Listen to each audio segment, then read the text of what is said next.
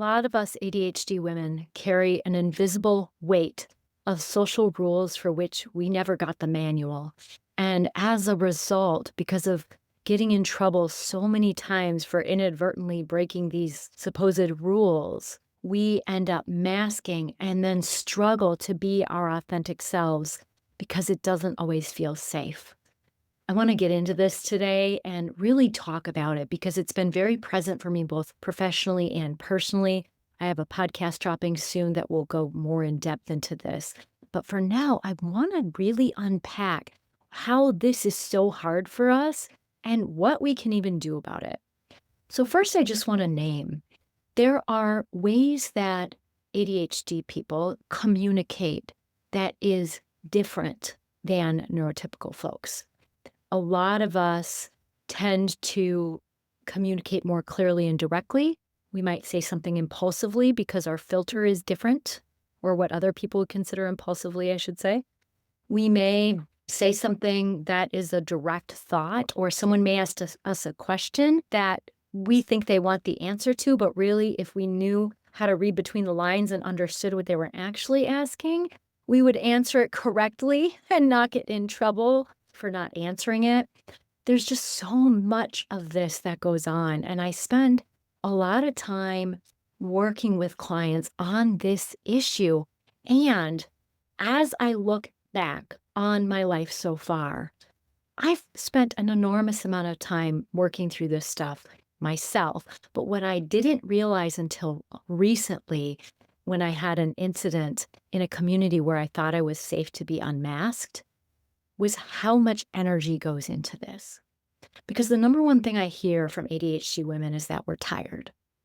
And of course we are. First of all, the people that follow me are women. Most women are tired. We have way too much of society's unpaid labor, whether we have families in our home or not. And that can be in workplaces, it can be in community spaces, it can be in our homes. Women have way more put on them than men at this time in history. Not to mention all the discrimination against us that everyone thinks is gone, right? No one thinks that it's an issue that there's inequity, but my God, the inequity is felt for sure. And if you step back, you can notice it. Maybe you already notice it because of how tired you are and you notice the inequity surrounding you. This is really common for a lot of us to be tired for that reason. A lot of us are also tired because we say yes to a crack ton of stuff because it is hard for us to say no. There's lots of reasons it's hard to say no. We get shiny object syndrome, and so we want to do all the fun stuff. We try to people please because we don't want people to be mad at us. And if we help them, then maybe they'll be kinder. If we have a social faux pas or other ADHD thing that comes up, all kinds of reasons why we struggle. And so we end up with all this stuff on our plate. So for sure, we're tired because of that. But one of the reasons that I notice feeling tired and that I hear from other ADHD women and autistic women that they feel tired about is constantly having to navigate the neurotypical way of being in the world, and that is the expectation. Don't get me wrong, I'm not here to badmouth or otherize neurotypical folks. A lot of them don't know that that's what's happening. They don't know because we all conform. But the problem is this is exhausting, and it makes it really tricky to show up authentically, to really be ourselves. Like, how can we be ourselves if we're at risk of someone being reactive or critical because we said something in a way that wasn't aligned with the rules they've made up but didn't tell us about? It starts to feel really unsafe. And so it can be hard to know, like, how do I navigate the world as myself? And even what is myself? Like, who are we?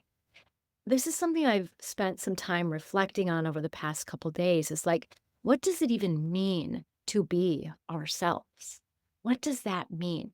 Because certainly I believe, and you don't have to believe this, I believe that on our core, we all have this big self energy, a individual drop of universal consciousness that resides in each of us.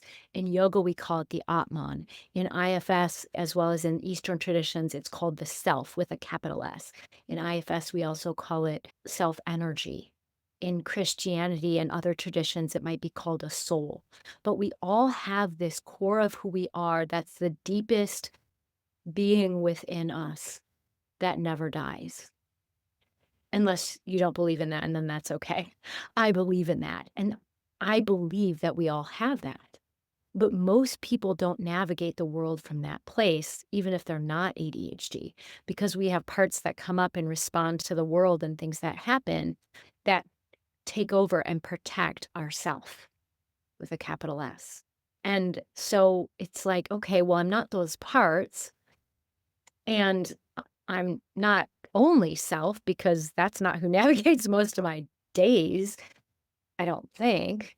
Even as a meditator and a yoga practitioner, I have a lot of self energy and I can connect with it, but that doesn't mean every single moment I'm coming from that place. And especially as an ADHD woman, I'm not. But then it's like, okay, well, what about our ADHD? Is that who we are? What about autism too? The two are so closely linked around this. That's why I'm talking about both in this video, because we both struggle with neurotypical ways of communication. It's something I spend a lot of time on with clients. And what I've come to is we are also our body. Our body is part of who we are. Our body is part of our identity. We are not only our body, but it is a piece of who we are, and our brains are part of that body. And we know that autism and ADHD are neurodivergences. They're the way our brains are wired. These are not mental illnesses. This is a way of being. And so that is deeply inherent in who we are. So it's like, okay, if I'm going to be myself, then is myself truly like just straight ADHD unmasked? Straight autism unmasked? What does that even look like? And is that even safe? And the answer, of course, is no. It's not safe to always be ourselves in every single setting. And that's true for every human. And I find it's particularly true for us neurodivergent folks because we don't communicate the same way. And our way of communication is not understood. It's not even acknowledged. It's just, well, it's acknowledged as wrong and bad. And so then we end up in these situations. I don't know if you're in the same boat I am, but because we have really sticky brains, we remember everything. We remember all of the times when we got in trouble or someone was reactive with us or shut us down or shamed us because we just did what our brain thought was okay. I remember in high school, I had someone I thought was my friend ask me if her forehead looked big with her hairstyle like this. And at the time, I didn't understand that she wasn't actually asking because she wanted to know. She was asking for validation, but I didn't understand that rule. And so I was like, kinda. And all of a sudden, the other friend we were with and her just like attacked me. And I was like this bad person. And I just never really felt like I fit in with that friend group again because supposedly I'd said something horrible that I didn't understand because I just answered the question, honestly, because we'd been friends since preschool. So it wasn't like this was someone I didn't know, actually, since before preschool. But at any rate, I know now why that would be problematic for a neurotypical person because a lot of times the communication isn't as direct. There's a lot of things that we have to read between the lines, especially if you're in a state like Minnesota where people tend to be pretty passive and indirect. And so it can get you in a lot more trouble. If you're a New Yorker, maybe you don't bump into this as much. You're like, I don't even know what you're talking about, Jen. So I just want to name, and that's one of many. I don't know if you're like me, but I have all kinds of examples throughout my life. And so then what happens is our ADHD brains get highly overwhelmed by interactions with neurotypical people because even if it's happening below our radar, even if we're not conscious of it, our brains are constantly figuring out, how do I navigate this conversation in a way that doesn't get me in trouble? Because here's the thing, it's not just about being in trouble. I mean, I've gotten in trouble in 3 different work situations with 3 different employers because I was just talking like I would talk. I was being my authentic self. It did not go well for me. And now I understand the rules if I'm going to be in those environments, which is probably why I'm self-employed. But my brain in settings that are neurotypically dominant is constantly behind the scenes figuring out how to say stuff so I don't get into trouble.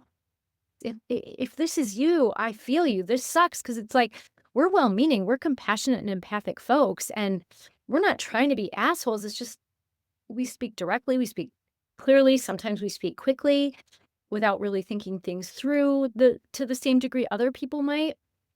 And while we give other people the benefit of the doubt, a lot of times we don't get that. And so it can be overwhelming and exhausting for our brains to constantly have to do this. And why would our brains do that? Again, because they're trying to avoid being in trouble, being yelled at, having people be reactive, because then what happens to us is we get dysregulated. We have big feelings, rejection sensitive dysphoria, all kinds of stuff, and we can spiral for a very long time about that one incident. We can remember these things for decades after they've happened, even if we've done the trauma work around them, because our brains are sticky and we remember. We may not have the emotional charge anymore, but we still remember because our brains are like, okay, well, I can't say that. And so then it's like, how do we do this? What do we do? So here's what I've come to in terms of what to do about this. I think you know the answer. There are certain circles where if we want to avoid having to deal with people's reactivity or dislike of us because of just talking how we are, we may choose to mask. Now, we don't have to. And if we choose not to mask, if we choose not to talk the neurotypical way, then our choice is to deal with people maybe not liking us, which maybe that's okay because maybe if people can't accept us as we are, maybe we're okay with that. But there may be some settings where we really want to be in a certain setting. And it's like, gosh, this is important to me enough to find a way to navigate communication neurotypically, at least for a while, till people get to know us. And then we can start to show a little bit more of who we are when it feels safer. But it's a tough question because I made the mistake of only masking, probably from mid 20s till recently. And then I feel like no one knows me. Do you ever get that? Like you feel like no one knows you because you can't just be yourself. What I've created for myself is a circle of 4 really close and trusted friends who know my heart and they know who I am. And long before I was neurodivergent, they let me just be myself. And I shouldn't even say let me, they appreciate me for who I am. And they're able to have nuanced conversation when something comes up or hits them funny. And then we can talk about it. So for me, what I've created and what you might consider is creating a small group of friends. To be clear, none of these friends know each other. I don't really do good in groups because group settings just exacerbate all this. It makes it harder to track all the neurotypical conversation that usually tends to be the settings that get in trouble the most. So I tend to have a lot of one-on-one friends. So I've got 4 really close one-on-one friends that I get together with or talk with or text with on a regular basis. And they are the ones I can be truly unmasked with. Then there are other settings where I can unmask a little bit depending on who I'm around or what the group situation is. But I'm learning even this community where I thought I was safe enough to be completely unmasked is that's not true. And so it's still figuring out how to navigate that. And it's not that I couldn't unmask. It's just that I really don't feel like dealing with the shit end of someone's hissy fit, their reactivity, because they didn't actually listen to what I said and instead assumed something. And I get that neurotypical people probably don't want to deal with it either. But for us, it just stings so much more because we hang on to stuff and we ruminate. And the rejection, because of all these past times that this has happened, we just feel it so deeply because it just brings up all that stuff. And this may not be you. You might be like, Jen, I don't have a problem with this. Good. That's awesome. I'm so happy for you. But for those of us who do, it can be tricky. And so I recommend letting yourself be yourself wherever you want to, but knowing that in some settings, you may then have people be reactive with you. And so then it's figuring out how much you want to deal with that.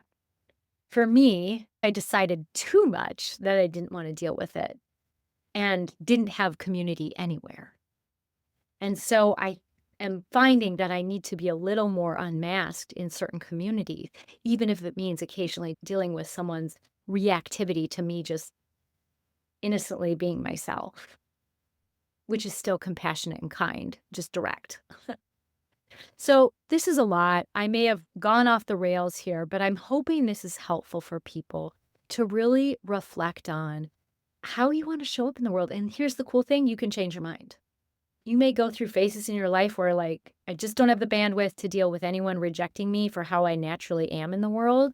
So I'm going to mask more because I have other things that are more important that I need to put my energy into. Or sometimes you might be like, you know what? I am really tired of masking. So I'm going to show up authentically as myself, whatever self is, right? And just be that. And then if someone has a problem with it, I'm going to keep practicing tools for regulation and dealing with big feelings, working with the parts of me who hold the old stuff.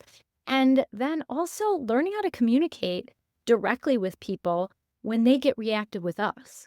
Now, in one of the situations I'm talking about, I don't get the sense that the person who was reactive towards me has the capacity to have the conversation I want to have. And that's okay. No judgment there. A lot of people don't. And that's not judging anyone. Sometimes I don't. It's just that then how much energy do I want to spend in that situation? It's like, oh, okay, well, that's not someone I really know all that much. So I'm not going to bother. But there may be times when we want to engage in that conversation and then we can choose to spend our energy that way. So moral of the story is we have a choice. We have a choice what we feel like dealing with. And is this fair? Nah, it's not fair even a little bit. It would just be nice if we could just be openly neurodivergent and everyone would be like, yes, you're lovely. And I took your comment the right way. And that's just not what happens. So then we get to figure out what it is we feel like doing. But what I would tell you I wouldn't do is mask all of the time because it is one of the loneliest things we can do. And it can feel like no one knows us, no one sees us, and that we are no one's priority. And that, my friends, sucks a lot. All right, I'd love to hear your comments. Please comment on this video. And if you're not subscribed already, please go ahead and hit that subscribe button. I'll catch you next time.